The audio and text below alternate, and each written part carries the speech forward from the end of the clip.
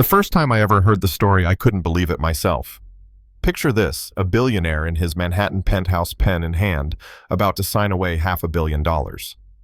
Everyone in the room thought it was just another day of business. The lawyers nodded along.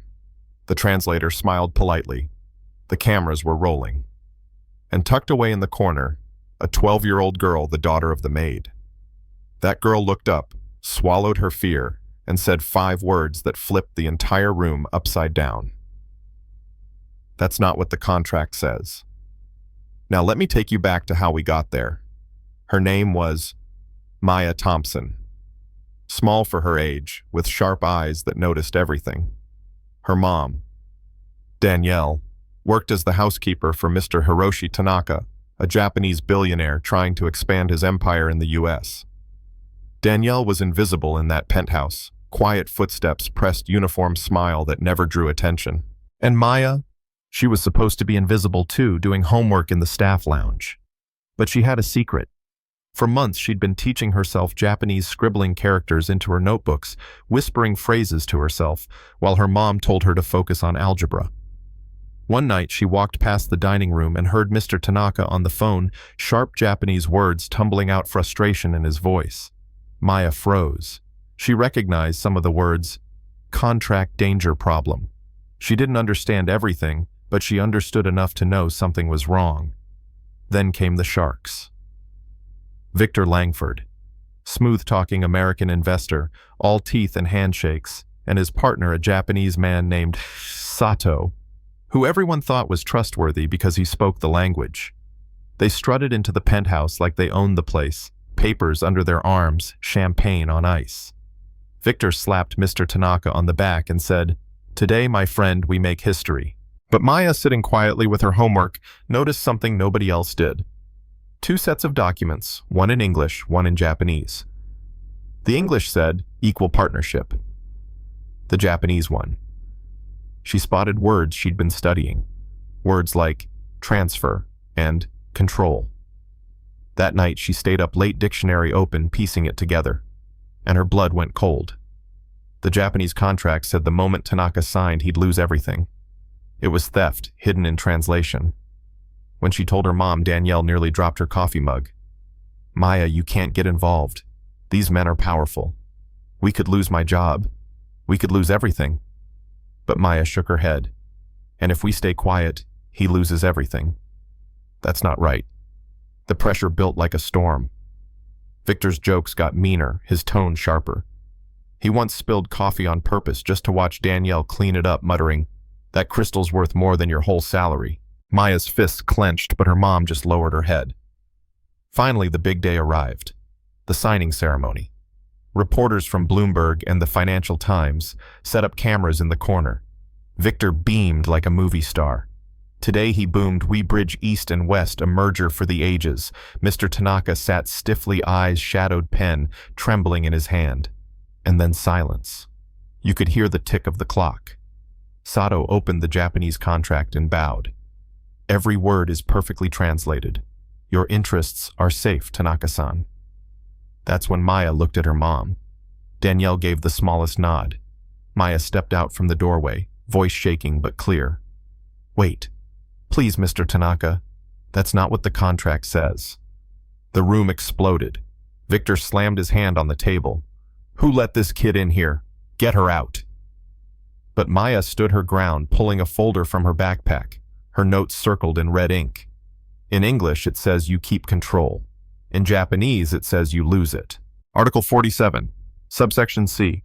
I checked it 3 times. The Bloomberg reporter raised his hand. "We've been recording since the girl spoke. Everything Mr. Sato just read out loud is on tape." Sato's face crumbled. He muttered in Japanese, "It wasn't supposed to happen like this."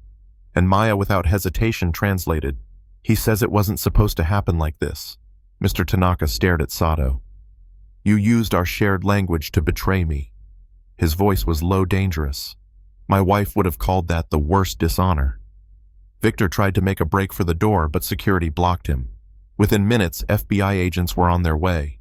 Reporters scribbled furiously. Cameras flashed. And that $500 million scam collapsed right there, shattered by the courage of a 12-year-old girl.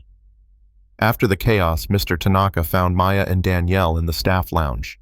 Maya was crying now, the adrenaline wearing off. "I didn't mean to cause trouble," she whispered. "I just didn't want them to steal from you." The billionaire knelt down, something no one had ever seen him do. "You didn't cause trouble, Maya. You saved me. My company, my name, my legacy. You saved it all." From that day forward, everything changed. Victor and Sato were arrested, their offshore accounts exposed. The story made headlines. Maid's daughter stops, $500 million fraud. Danielle was no longer the help. She was promoted, given respect she'd never imagined. And Maya, Mr. Tanaka, promised to fund her education, saying, "You have a gift for languages. Use it to make the world honest." But here's where it gets messy, and this is why I'm telling you. Some people didn't see Maya as a hero. They called her a lucky kid. Others whispered that Danielle was just trying to climb the ladder, and Victor's lawyers. They claimed Maya exaggerated, that no 12-year-old could read contracts that complex. And maybe that's the real question. Why did it take a child to see what grown men with law degrees couldn't? Why was her voice the last one anyone expected to matter? So what do you think? Was Maya reckless for speaking up, risking her mother's job and their safety? Or was she the only one brave enough to say the truth out loud? Have you ever seen someone overlooked, underestimated, then prove everyone wrong in the biggest way possible? Drop your thoughts in the comments, because this isn't just about contracts or billionaires. It's about who gets heard and who doesn't. And sometimes the quietest voices end up saving the day. If this story hit you like it hit me, make sure you like the video, share it with a friend, and subscribe for more stories where ordinary people turn out to be extraordinary when it matters most. The first time I ever heard the story, I couldn't believe it myself. Picture this, a billionaire in his Manhattan penthouse, pen in hand, about to sign away $500 million. Everyone in the room thought it was just another day of business. The lawyers nodded along. The translator smiled politely. The cameras were rolling. And tucked away in the corner, a 12-year-old girl, the daughter of the Maid. That girl looked up, swallowed her fear, and said 5 words that flipped the entire room upside down. That's not what the contract says. Now let me take you back to how we got there. Her name was Maya Thompson. Small for her age, with sharp eyes that noticed everything. Her mom, Danielle, worked as the housekeeper for Mr. Hiroshi Tanaka, a Japanese billionaire trying to expand his empire in the US.